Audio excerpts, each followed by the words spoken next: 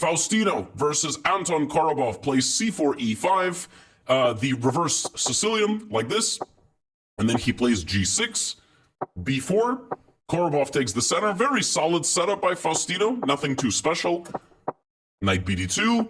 And at some point, the sides kind of start clashing, right? Faustino is trying to fight back over here. Now, from the opening, his more experienced opponent with the white pieces just gets a very pleasant position, but he doesn't capitalize with this move c5. Instead, he plays e4 and then c5. And yeah, I mean, Faustino is under a lot of pressure. He is getting positionally squeezed here. This is a very bad position for black. Black is going to lose his center pawn, have doubled c-pawns. I mean, it's very, very unpleasant. But what Faustino does is he doesn't just dominate games from start to finish because he's 10. He can't do that just yet. He fights. He's a fighter, and he also plays pretty fast. So knight d7, right? They trade. Knight goes to b3, targeting the pawn on c5. Faustino says, no, I'm going to protect this pawn. But rook c1, I mean, he's just going to lose it. So he loses it on his terms. He loses it by playing c4, which is the best move. Now white takes, and white's pawns get split, and now black tries to create a blockade. Queen c3 check, king to g8. Now the simplest thing here is probably to trade and keep playing, but okay, Korobov plays queen here, queen b3, queen c5. I mean, white is just completely still up a pawn. Now again, the best move from Faustino, queen b4. Like, identifying that the queen trade is the best move is very tough, and basically black just wants a pass pawn. And black just wants a pass pawn that he can protect. He can play c5, knight c6, and then the game goes on, and it doesn't really matter that you're a pawn down. Queen b4 is a very high-level move, very patient move from the young man. Queen goes to g5. Now, a very nice defensive idea, activating the knight. You can't take it, but it's actually the best move. And now Korobov plays this, and Korobov is just literally moments away from winning. Queen h6, knight g5, game is over. But Faustino's like, I'm not scared. Queen f8. My queen will always come back to stop checkmate. Okay. Now Korobov continues to attack and also creates a getaway for his king. Rook e4. Faustino is down a minute. He is down a minute and white is completely winning. Rook b6. And yet, white should have went c5. Protecting and attacking and getting the pawn out of the way. And Faustino's like, wait a minute. He just gave me the pawn back. Uh-oh. Now suddenly, in two moves, Korobov lost all his time. So now the position is back to equal. Rook e2. Now anything can happen. I mean, it looks like black is still worse, but black is no longer a pawn down. But Faustino has 8 seconds. But Korobov has 16 seconds. And look at bishop f3. Removing the defender of the rook. Rook e6, and out of nowhere, Faustino is a pawn up. What just happened? King g2, rook f5, kicking out the queen. Now king g7, getting off the back rank. And now it's chaos. Just like my game against him, it's complete chaos, but he's young, he's tactically sharp, he thrives in chaos, and suddenly Korobov is going to lose all his pawns, and he does lose all his pawns. He gives a check, king h6. Even though Faustino has 5 seconds on the clock, he's still finding the best moves, and he's just up 3 pawns now. Queen h3, queen b5, queen g5, you give a couple of checks, and then you just go for a queen trade. And right here, Korobov lost on time. That's insane. He defended so well, and he wins. He just won that game, like defeating a very, very strong grandmaster. Then he played Liquan Liam, who is a World Blitz champion. I think in like 2015 or something. Liam straight up won the World Chess Championship of Blitz, which is crazy. Now, this one, Faustino plays in Italian. Knight f6. This is some sort of mainline Italian position. Nothing is particularly impressive yet, but the time advantage is apparent as Faustino is up 30 seconds. Like, obviously he knows the opening pretty well. He's playing it pretty quickly. And yeah, it helps to be 10 because you have a really good memory. So, knight goes to g6. Okay? Bishop back to d3. And now Liam begins putting the knight in front of Faustino's king. Plays knight h5, puts the knight on f4. Visually, the position looks very nice for black, okay? Black is putting a lot of pressure on the king side. If black could get like 2 moves, you know, obviously you can't, but that's what you're trying to accomplish. And the bishop is very strong, but the position is very much balanced. So now bishop c2, getting out of the way. Pawn takes d4, pawn takes d4, and the center locks like this. Now, I guess Liam is relying on the move c5. If he's not relying on the move c5, I'm not exactly sure what he's relying on. Like, definitely the best move here for black is c5, but Liam plays f6. And we have knight to g3. All right, Liam is trying to open up the f-file and also trying to open up things for the bishop. Pawn takes, Faustino takes with the knight. The best move here for black is to play queen f6. We have knight e5. And suddenly after rook e5, Faustino has a winning position against Liam, which is crazy. But it's a little bit difficult to handle. Queen d7 is here, and your advantage is felt here with the move rook a3. If you play rook a3 and bring the rook into the game like that, you have a plus 2.5 advantage with white. Why? You have a lot of activity, your pieces point at your opponent's king, and this bishop is out of the game. That bishop never reemerged because black never played the move c5. So Liam didn't play that move. Faustino doesn't do that. He plays bishop e3, queen d2, after which he still enjoys a pleasant position, but this move gives it away. That is not what he should have done. Instead, he should have played knight to h5, knight takes e5, taken on f6, taken on e5, traded like this, and then targeted these pawns. And this is the way the engine gives white the advantage. Faustino doesn't find that. He puts the rook there, and he's no longer better. Not only is he no longer better, it very quickly spins completely out of control because Liam plays this move. And suddenly it becomes abundantly clear Liam is going to go here. And that is when things are going to get really unpleasant for white because the knight is going to come to over. So for example, bishop to b8, like knight is coming to f4, it's going to be very unpleasant. So at this point, Faustino says, I'm sacrificing the bishop. Desperate stuff, right? He had a big time advantage. He had a nice position. Rook h6, he's a big fighter, but now this beautiful knight f4, disconnecting the pieces, and Faustino has to trade, and he's just lost. He's lost. Plays rook e5. He's just down a piece. Now, he has 2 pawns for the piece, but he's just down a piece. Now, what black has to do here is play bishop to b8 and run the king to safety somehow. He begins running the king to safety. That's completely fine. Faustino plays knight h5.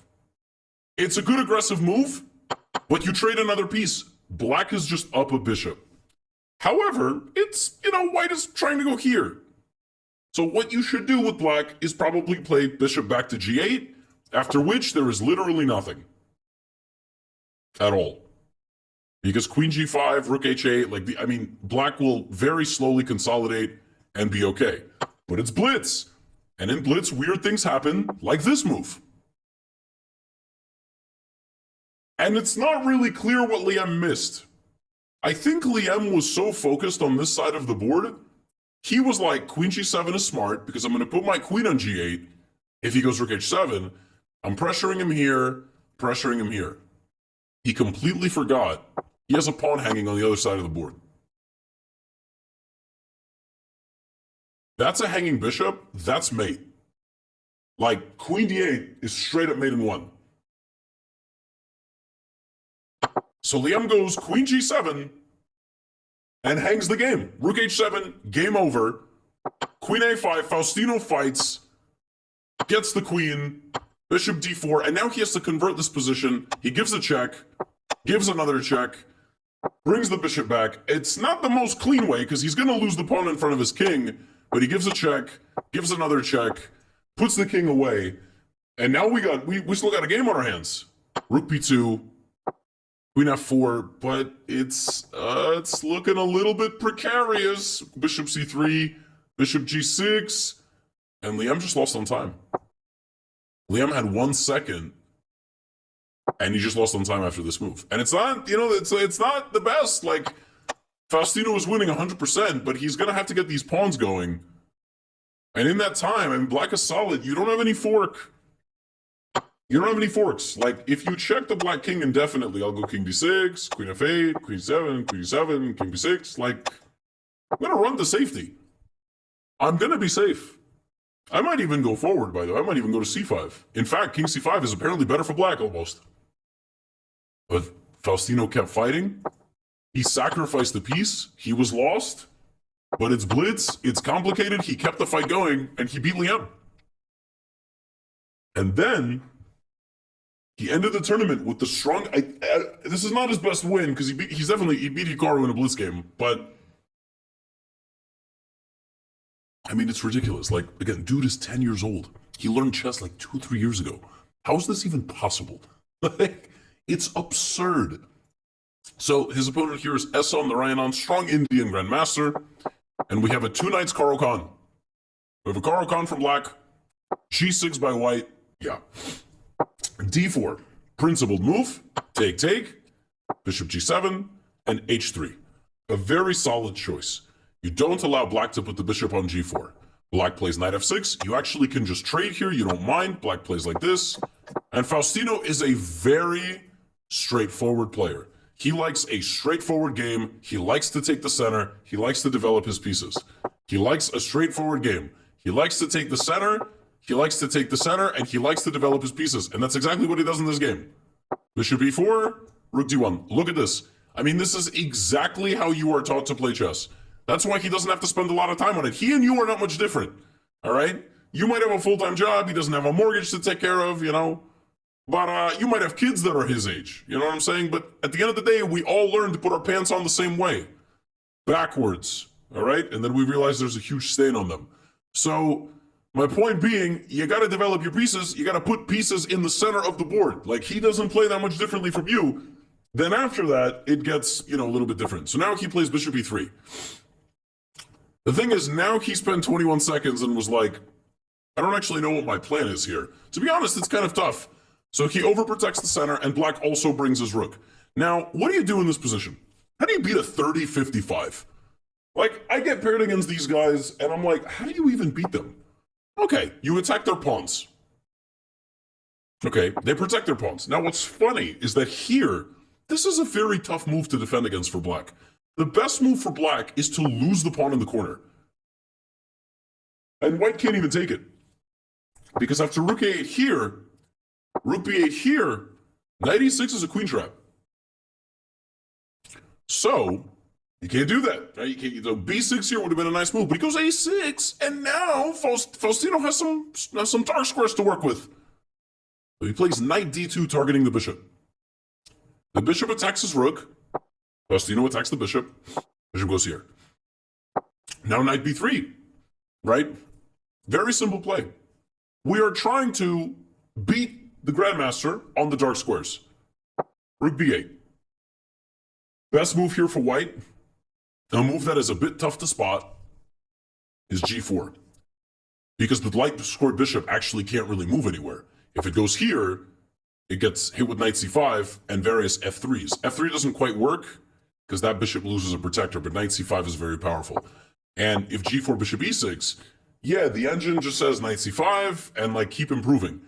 g4 is not a human move. It's also not a Faustino move. Like I said, he likes to keep things relatively straightforward. He likes to have a good plan. He plays chess like an old man.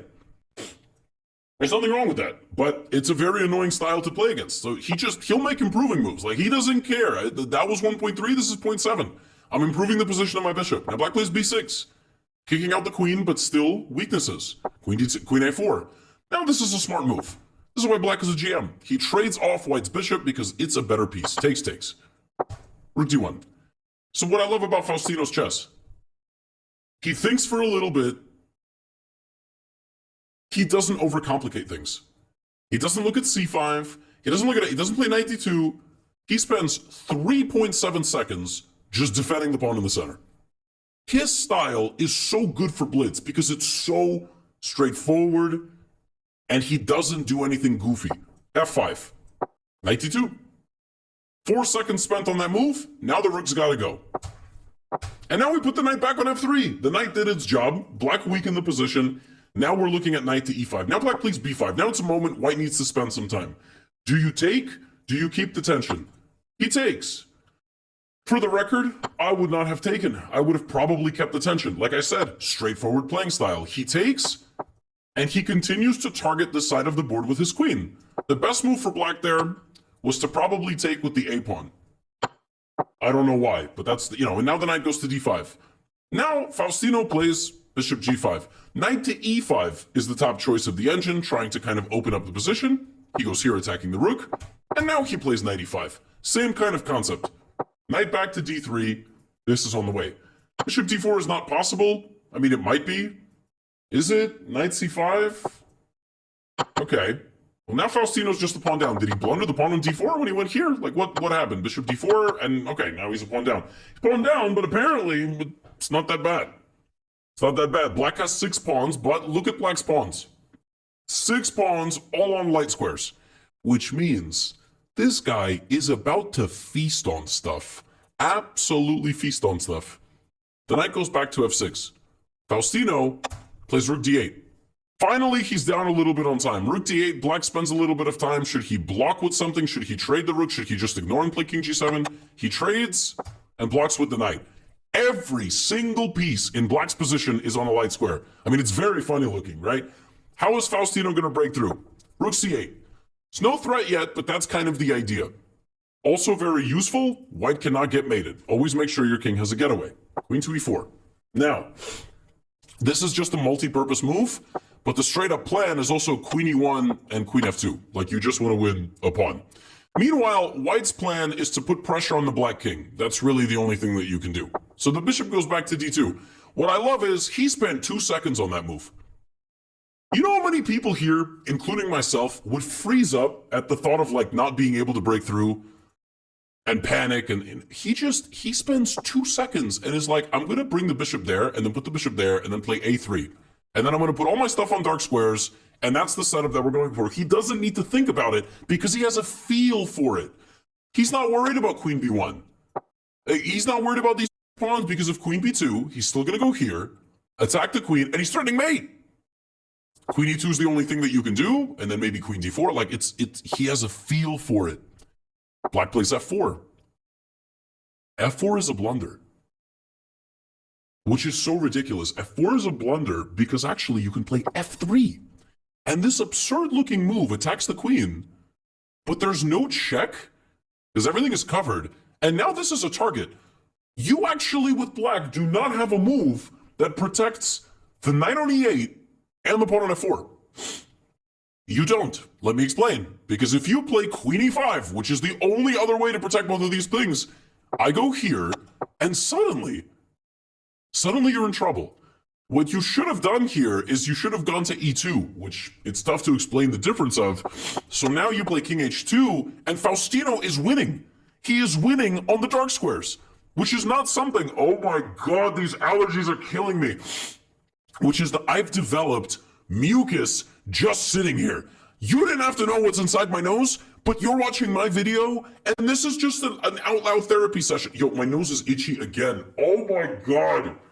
If there is an allergy spray company that wants to sponsor this channel, please save my life. It's ridiculous. I have seasonal allergies, and they are horrible. I can't even fathom what it's like to be allergic to nuts.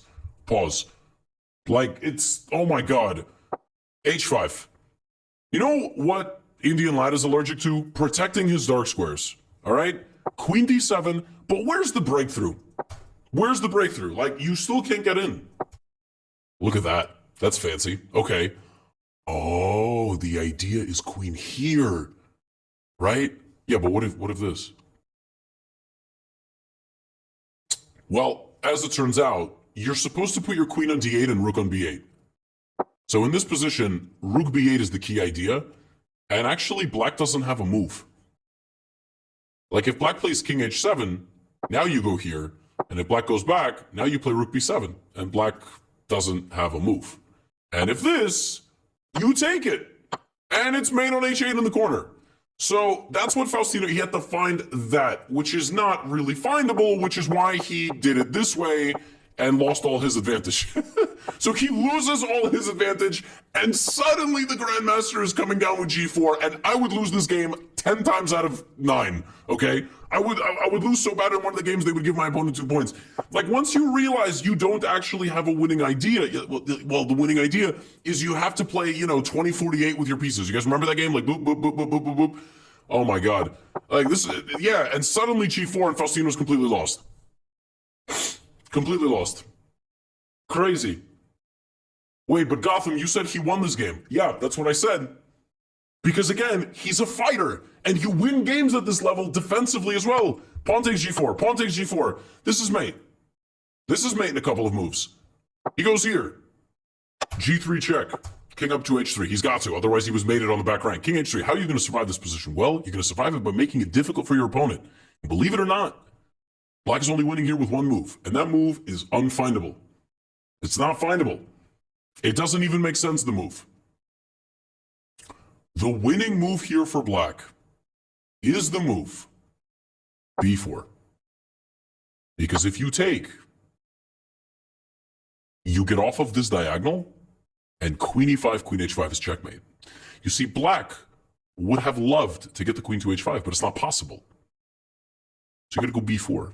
That is the winning move. There's no square for the bishop. Rook E6, this is a check. And then you take on C3. B4. He doesn't find it. And now Faustino is back in business. And Faustino misses his chance because there was Queen F8 there. He goes here. The best move now for Black is to go to an endgame. But you don't always have the ego to go to an endgame against the 10-year-old child. You go here. And Faustino hits you with a tactic from the top rope. King H5, Queen F7, King H6. And now we give a check. We give a check. We hang the game one last time. Knight to G5 check, blocks a check with a check, and straight up wins the game. And now White is winning. That is the move that he had to find, by the way, right here. He had to bring his king, the hero. The hero has to play king to G4. You could probably win with bishop F6 as well, but there is knight to G5, and, you know, it's like a tricky queen endgame. He has to bring the king. He finds the idea, but a move late, and he's actually losing now because knight G5. And now he's winning. And some of these were absolute nail-biters. He also here misses mate in 1. Not bad. This is mate in 1. He finds mate in whatever is going to be made here, and, you know, black goes down, and Faustino ends with that. So he wins some crazy games. He beats Liam in a wild game where he was lost for a moment. He defended, he fought, and then Liam blundered under pressure. This game was bananas. Both opponents trading haymakers, and ultimately he comes out on top. This was a crazy game against Korobov, an incredible defensive effort. Like, he wins games defensively and offensively.